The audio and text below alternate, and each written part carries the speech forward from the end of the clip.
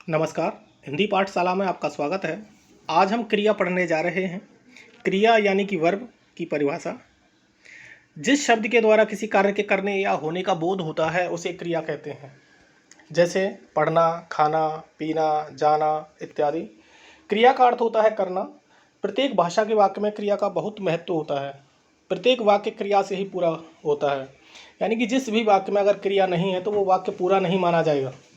बिना क्रिया के वाक्य पूरा नहीं होता, वो अधूरा माना जाता है। इसलिए वाक्य में क्रिया का होना जरूरी है। क्रिया किसी कार्य के करने या होने को दर्शाती है। क्रिया को करने वाला कर्ता कहलाता है। जो काम करने वाला होता है उसको कर्ता कहते हैं। उदाहरण, अली पुस्तक पढ़ रहा है, बाहर बारिश हो रही है, बाजार में बम फटा, बच्चा पलंग से गिर गया। उपयुक्त वाक्यों में अली और बच्चा कर्ता हैं और उनके द्वारा जो कार्य किया जा रहा है या किया गया वह क्रिया है। जैसे पढ़ रहा है, गिर गया। अन्य दो वाक्यों में क्रिया की नहीं गई है बल्कि स्वतः हुई है, अतः इसमें कोई कर्ता प्रधान नहीं है। वाक्य में क्रिया का इतना अधिक महत्व होता है कि कर्ता अथवा अन्य योजकों का प्रयोग न होने पर भी केवल क्रिया से ही वाक्य का अर्थ स्पष्ट हो जाता है। यानी कि किसी भी वाक्य में कर्ता भले ना हो लेकिन क्रिया का होना बहुत ज़रूरी है। बिना क्रिया के वाक्य अधूरा ही माना जाएगा। जैसे पानी लाओ, चुपचाप बैठ जाओ, रुको, जाओ। अतः कहा जा सकता है कि जिन शब्दों से किसी काम के करने या होने का पता चले उन्हें क्रिया कहते हैं। ऊपर आप देख रहे होंगे कुछ उदाहरण, इसमें कोई भी कर्ता नहीं है लेकिन क्रिया से ही वाक्य बना हुआ है और पता चल रहा है कि हमें क्या करना है क्या नहीं करना है। धातु की परिभाषा। क्रिया के मूल रूप को धातु कहते हैं। मूल धातु में ना प्रत्यय लगने से क्रिया का सामान्य रूप बनता है। जैसे धातु रूप बोल, पढ़, घूम, लिख, गा, हंस, देख आदि। सामान्य रूप, इसमें ना प्रत्यय लगाएंगे तो हम इसका जो क्रिया का सामान्य रूप बन जाता है। बोल से बोलना, पढ़ से पढ़ना, घूम से घूमना, लिख से लिखना, गा से गाना, हंस से हंसना, देख से देखना। क्रिया के भेद। कर्म के आधार पर क्रिया के भेद। कर्म की दृष्टि से क्रिया के निम्नलिखित दो भेद होते हैं। पहला सकर्मक क्रिया, दूसरा अकर्मक क्रिया। सकर्मक क्रिया, वाक्य में जिस क्रिया के साथ कर्म भी हो तो उसे सकर्मक क्रिया कहते हैं। जैसा कि इसके नाम से भी विदित हो रहा है, सकर्मक यानी कि कर्म सहित, सा मतलब सहित, कर्मक मतलब कर्म, कर्म सहित जिस क्रिया के साथ कर्म का प्रयोग किया जाता है वो सकर्मक क्रिया होती है। इसे हम ऐसे भी कह सकते हैं, वे क्रिया जिनको करने के लिए कर्म की आवश्यकता होती है सकर्मक क्रिया कहलाती हैं। सरल शब्दों में, जिस क्रिया का फल कर्म पर पड़े उसे सकर्मक क्रिया कहते हैं। यानी कि इस क्रिया के द्वारा जो फल होता है वो कर्म पर पड़ता है, क्रिया का फल कर्म पर पड़ता है, इसलिए सकर्मक क्रिया होती है। सरल शब्दों में देख सकते हैं कि इसमें कर्म होना बहुत ज़रूरी होता है, वाक्य में कर्म होना बहुत ज़रूरी होता है। जैसे अध्यापक पुस्तक पढ़ा रहे हैं, माली ने पानी से पौधों को सींचा।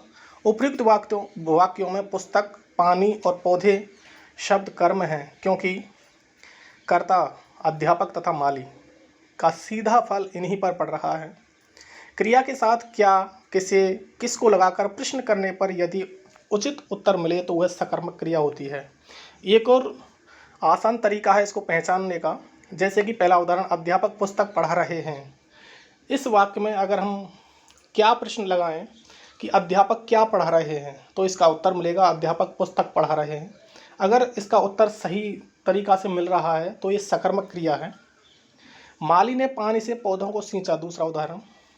अगर इसमें प्रश्नवाचक जो शब्द हैं इसको पहचानने, क्या, किसे, किसको लगाकर प्रश्न अगर हम करें तो अगर उसका उत्तर सही मिलता है तो माली ने पानी से किसे सींचा, इसमें किसे हम लगा रहे हैं तो किसे सींचा, पौधों को सींचा, यहाँ भी उसका उत्तर सही मिल रहा है, यानी कि सकर्मक क्रिया है। जैसे उपयुक्त वाक्यों में पढ़ रहे हैं, पढ़ा रहे हैं, सींचा क्रियाएं हैं। अध्यापक पुस्तक पढ़ा रहे हैं और सींचा, पौधों को सींचा, इसमें क्रिया हैं। इनमें क्या, किसे तथा किसको प्रश्नों के उत्तर मिल रहे हैं, अतः ये सकर्मक क्रियाएं हैं। इसमें अगर हम क्या, किसे, किसको प्रश्न लगाकर देखें और अगर हमें उत्तर सही मिले तो वो सकर्मक क्रिया ही होती है। कभी कभी सकर्मक क्रिया का कर्म छिपा रहता है, जैसे वह गाता है, वह पढ़ता है। यहाँ गीत और पुस्तक जैसे कर्म छिपे हैं, क्योंकि इसमें हमें कर्म नहीं मिल रहे हैं, ये छिपे हुए हैं। सकर्मक क्रिया के भेद देख लेते हैं, उसके कितने प्रकार हैं। सकर्मक क्रिया के निम्नलिखित दो भेद होते हैं। एक कर्मक क्रिया, दूसरा है द्विकर्मक क्रिया। एक कर्मक क्रिया क्या होती है उसको देख लेते हैं। जिन सकर्मक क्रियाओं में केवल एक ही कर्म होता है वे एक कर्मक क्रिया कहलाती हैं। जैसे कि इसके नाम से ही पता चल रहा है, एक कर्मक, यानी कि जिसमें एक कर्म हो वह एक कर्मक क्रिया कहलाती है। दूसरे शब्दों में जब वाक्य में क्रिया के साथ एक कर्म प्रयुक्त हो तो उसे एक कर्मक क्रिया कहते हैं। जब क्रिया के साथ एक ही कर्म का प्रयोग किया गया हो तो उसे एक कर्मक क्रिया कहते हैं। जैसे श्याम फिल्म देख रहा है, नौकरानी झाड़ू लगा रही है। इन उदाहरणों में फिल्म और झाड़ू कर्म है, देख रहा है तथा लगा रही है क्रिया का फल सीधा कर्म पर पड़ रहा है। साथ ही दोनों वाक्यों में एक एक ही कर्म है, अतः यहाँ एक कर्मक क्रिया है। इसमें आप देख रहे होंगे श्याम फिल्म देख रहा है। श्याम क्या देख रहा है? फिल्म देख रहा है, यानी कि इसमें एक ही कर्म है, वो है फिल्म। दूसरा, नौकरानी झाड़ू लगा रही है। नौकरानी क्या लगा रही है? झाड़ू लगा रही है, तो इसमें भी एक ही कर्म है, झाड़ू। अब देखते हैं द्वैकर्मक क्रिया। द्वैकर्मक अर्थात दो कर्मों से युक्त, इसके भी नाम से पता चल रहा है। द्वैकर्मक अर्थात दो कर्मों से युक्त। जिन सकर्मक क्रियाओं में एक साथ दो दो कर्म होते हैं वे द्वैकर्मक सकर्मक क्रिया कहलाती हैं। कभी कभी वाक्य में दो कर्म होते हैं, एक गौण कर्म व दूसरा मुख्य कर्म, यानी कि वाक्य में दो कर्म होते हैं। कभी कभी एक मुख्य कर्म होता है, एक गौण कर्म होता है। उनको पहचानेंगे कैसे कि गौण कर्म क्या है और मुख्य कर्म क्या है, वो देखते हैं। गौण कर्म यह क्रिया से दूर होता है, प्राणीवाचक होता है तथा विभक्ति सहित होता है।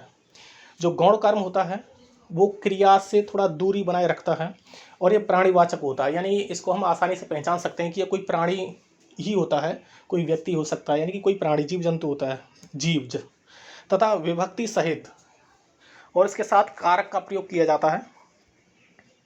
मुख्य कर्म यह क्रिया के पास होता है। जो मुख्य कर्म होता है ये क्रिया के बिल्कुल नज़दीक होता है, अप्राणीवाचक होता है, विभक्ति रहित होता है, इसके साथ कोई भी विभक्ति नहीं लगती है।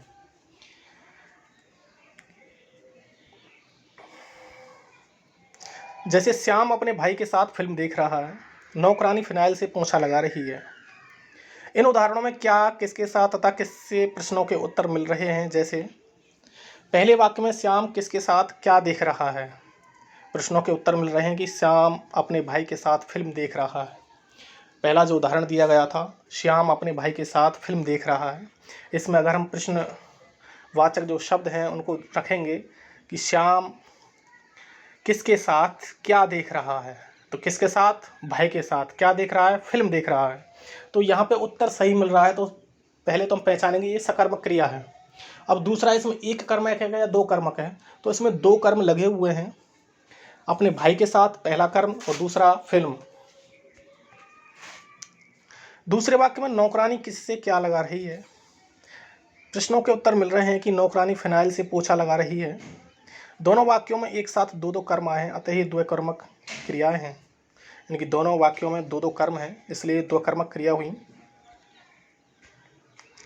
द्वैकर्मक क्रिया में एक कर्म मुख्य होता है तथा दूसरा गौण, यानी कि दूसरा आश्रित होता है।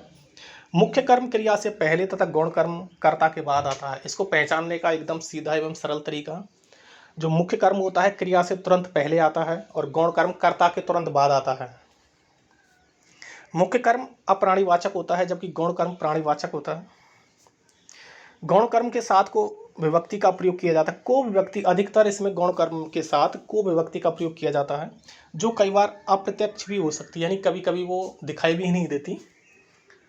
जैसे बच्चे गुरुजन को प्रणाम करते हैं, इसमें दो कर्म आए हैं, गुरुजन आया है और प्रणाम आया है।